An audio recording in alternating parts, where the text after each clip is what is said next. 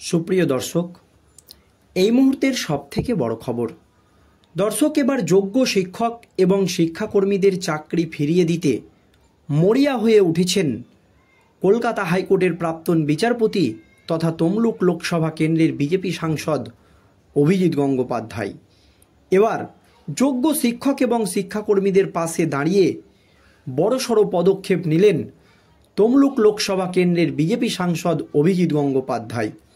আর এই নিয়ে রাজ্য রাজনীতিতে নতুন করে শুরু হয়ে গিয়েছে জোর জল্পনা। কী পদক্ষেপ নিয়েছেন অভিজিৎ গঙ্গোপাধ্যায় জানাবো দর্শক আজকের এই প্রতিবেদনে আপনাদেরকে। আপনারা জানেন, সুপ্রিম কোর্টের একটি মাত্র নির্দেশে এই রাজ্যের 25 থেকে 26 হাজার যোগ্য অযোগ্য শিক্ষক শিক্ষাকর্মীর চাকরি বাতিল হয়ে গিয়েছে। জানিয়ে কার্যত এখন রাজ্য রাজনীতি একেবারে তোলপাড়। যোগ্য শিক্ষক এবং শিক্ষাকর্মীদের নিয়ে নেতাজি ইন্ডোর স্টেডিয়ামে বৈঠক ডেকেছিলেন মুখ্যমন্ত্রী মমতা ব্যানার্জি। তাতেও মুখ্যমন্ত্রী মমতা ব্যানার্জিকে প্রশ্নের মুখে পড়তে হয়েছিল।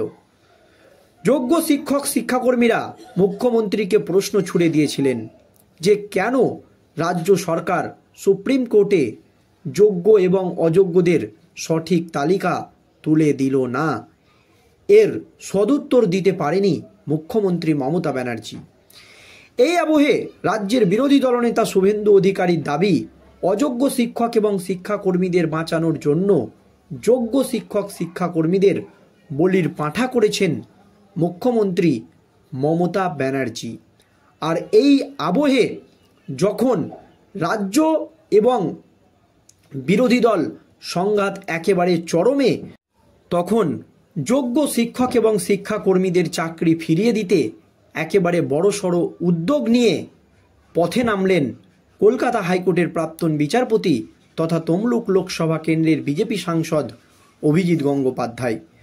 দর্শক, আপনারা জানেন, যেদিন সুপ্রিম কোর্টের নির্দেশে 25 থেকে 26 হাজার যোগ্য অযোগ্য শিক্ষক শিক্ষাকর্মীর চাকরি বাতিল হয়ে যায়, সেদিন কলকাতা হাইকোর্টের প্রাক্তন বিচারপতি অভিজিৎ গঙ্গোপাধ্যায় মুখ্যমন্ত্রী মমতা ব্যানার্জিকে কোনো রকম আক্রমণ না করে দিদি বলে সম্বোধন করেছিলেন এবং তিনি স্পষ্ট জানিয়ে দিয়েছিলেন, মুখ্যমন্ত্রী মমতা ব্যানার্জি যদি চায় তো আজও যোগ্য এবং অযোগ্য পৃথকীকরণ সম্ভব। কিভাবে সম্ভব তাও বলে দিয়েছিলেন অভিজিৎ গঙ্গোপাধ্যায়। কিন্তু অভিজিৎ গঙ্গোপাধ্যায়ের সেই আবেদনে কোনো রকম সাড়া দেয়নি রাজ্যের শাসক দল তৃণমূল কংগ্রেস এবং বাংলার মুখ্যমন্ত্রী মমতা ব্যানার্জি। আর এই আবহে যোগ্য শিক্ষক শিক্ষাকর্মীদের চাকরি ফিরিয়ে দিতে বড়সড় উদ্যোগ অভিজিৎ গঙ্গোপাধ্যায়ের। কী উদ্যোগ নিয়েছেন তিনি দর্শক শুনুন। এসএসসির নিয়োগ দুর্নীতি কাণ্ডে ফের উত্তাল রাজ্য রাজনীতি।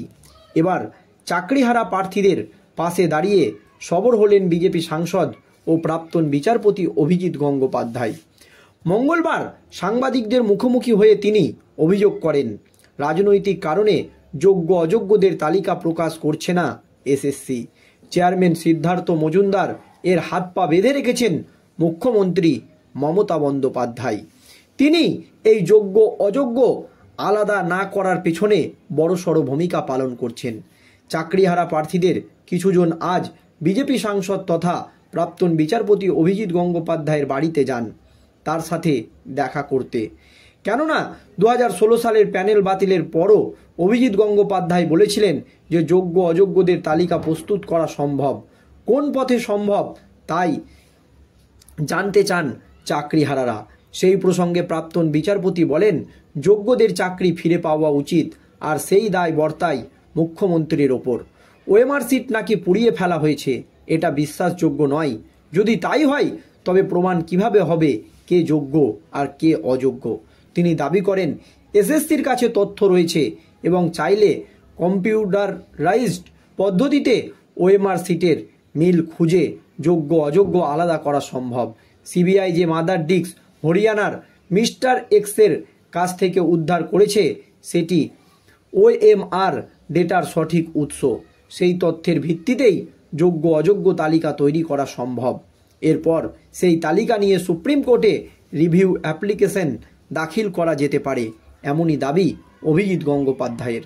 সাংসদ আরও জানান, আমরা এসএসসির সমস্ত দাবি জানি এবং এসএসসিকে আমরা সমস্ত দাবি আমাদেরও জানিয়েছি, পুলিশ প্রশাসনকে জানিয়েছি।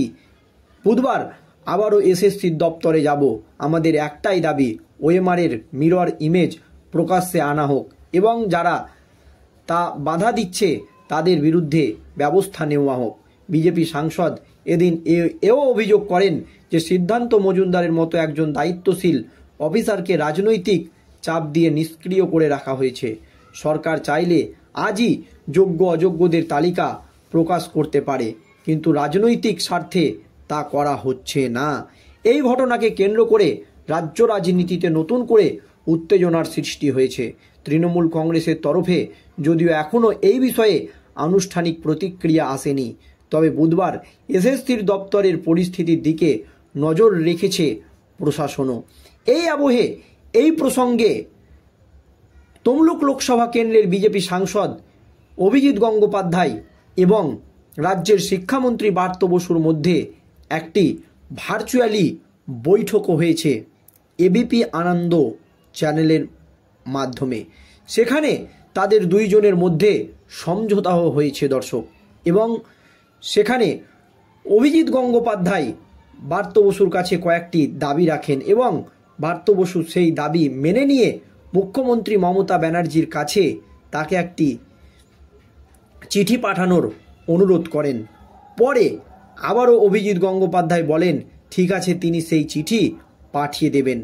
তারপর পার্থ বসু বলেন তিনি 12টার সময় সেই অফিসে থাকবে না, অর্থাৎ বিকাশ ভবনে থাকবে না, 2টোর সময় থাকবেন। আর তিনি যদি সেই চিঠি শিক্ষামন্ত্রী পার্থ বসুকে দেন তাহলে ওই চিঠি মুখ্যমন্ত্রীর কাছে পৌঁছে দেওয়ার দায়িত্ব তার, এমনই আশ্বাস দেন শেষ পর্যন্ত পার্থ বসু। এবং পার্থ বসুর সেই দাবি মেনে নেন অভিজিৎ গঙ্গোপাধ্যায় এবং তিনি বলেন যে 12টার সময়ই দুপুর 2টোর সময় সেই চিঠি নিয়ে তার দপ্তরে যাবেন অভিজিৎ গঙ্গোপাধ্যায়। এই কথাই তিনি কিন্তু জানিয়ে দেন। চাকরিহারাদের নিয়ে এসএসসির অফিসে প্রাক্তন বিচারপতি তথা বিজেপির সাংসদ অভিজিৎ গঙ্গোপাধ্যায় আগেও গিয়েছিল। এই নিয়ে যদিও বিস্ফোরক মন্তব্য করেছিলেন শিক্ষামন্ত্রী পার্থ বসু। তিনি বলেছিলেন রাজনৈতিক কারণেই যোগ্য অযোগ্যদের তালিকা দেওয়া হচ্ছে না। বিজেপি সাংসদ এসএসসির অফিসে যাওয়া নিয়ে কটাক্ষ করেন রাজ্যের শিক্ষামন্ত্রী পার্থ বসু। তিনি বলেন অভিজিৎ গঙ্গোপাধ্যায় যখন বিচারপতি ছিলেন তখন রাজনীতিকদের মতো কথা বলতেন, আর এখন রাজনীতিতে এসে বিচারপতিদের মতো কথা বলছেন। কলকাতা হাইকোর্টের বিচারপতি থাকাকালীন অভিজিৎ গঙ্গোপাধ্যায়ের এজলাসে উঠেছিল এসএসসির 2016 সালের নিয়োগ দুর্নীতি মামলা। সিবিআই তদন্তের নির্দেশ দিয়েছিলেন তিনি।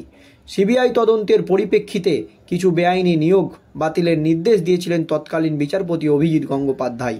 তার মামলার জড় গড়ায় সুপ্রিম কোর্ট পর্যন্ত। যোগ্য অযোগ্য চাকরি প্রার্থীদের পৃথক করতে না পারায় 2016 সালের এসএসসির পুরো প্যানেল বাতিলের নির্দেশ দিয়েছে সুপ্রিম কোর্ট। চাকরিহারাদের প্রায় 26,000 শিক্ষাকর্মীর চাকরি চলে গিয়েছে। এই দিন চাকরিহারাদের নিয়ে এসএসসির অফিসে যান তমলুকের সাংসদ অভিজিৎ গঙ্গোপাধ্যায়। তবে এসএসসির চেয়ারম্যান সিদ্ধান্ত মজুমদারের দেখা পাননি তিনি। যোগ্য অযোগ্যদের তালিকা নিয়ে বিজেপি সাংসদের বক্তব্য, যোগ্য এবং অযোগ্যদের তালিকা আজও বের করা সম্ভব। এই নিয়ে কটাক্ষ করে শিক্ষামন্ত্রী পার্থ বসু বলেন অভিজিৎ গঙ্গোপাধ্যায় যখন বিজেপিতে ছিলেন, বিচারপতি ছিলেন, তখন রাজনীতিকের মতো কথা বলতেন, আর যখন বিরোধী দলে যেমন বলে থাকে, আর এই যেমন প্যানেল বাতিল করে দিন, চাল কাকড় আলাদা করা যাচ্ছে না, আর রাজনীতিতে এসে বিচারপতিদের মতন কথা বলছেন। এই যেমন যোগ্য অযোগ্য নির্ধারণ করা উচিত, একটি কমিটি গড়া উচিত। সুপার নিউমেরারি পোস্ট নিয়ে হাইকোর্টের রায় এদিন সুপ্রিম কোর্ট খারিজ করে দিয়েছে। একে সত্যের জয় বলে বর্ণনা করেছেন শিক্ষামন্ত্রী। যদিও এবার শিক্ষামন্ত্রীর দপ্তরে যেতে চলেছেন অভিজিৎ গঙ্গোপাধ্যায়। এত বিতর্কের মধ্যেও তাদের মধ্যে একটি সমঝোতা হয়েছে এবং যোগ্য অযোগ্য কিভাবে আলাদা করা সম্ভব এই নিয়ে রাজ্যের শিক্ষামন্ত্রী পার্থ বসু অভিজিৎ গঙ্গোপাধ্যায়ের কাছে একটি চিঠি চেয়েছেন, আর সেই চিঠি অভিজিৎ গঙ্গোপাধ্যায় দিতে রাজি হয়েছেন এবং পার্থ বসু বলেছেন সেই চিঠি যদি আপনি আমার কাছে দেন তাহলে আমি দায়িত্ব নিয়ে সেই চিঠি মুখ্যমন্ত্রী মমতা ব্যানার্জির কাছে পৌঁছে দেব।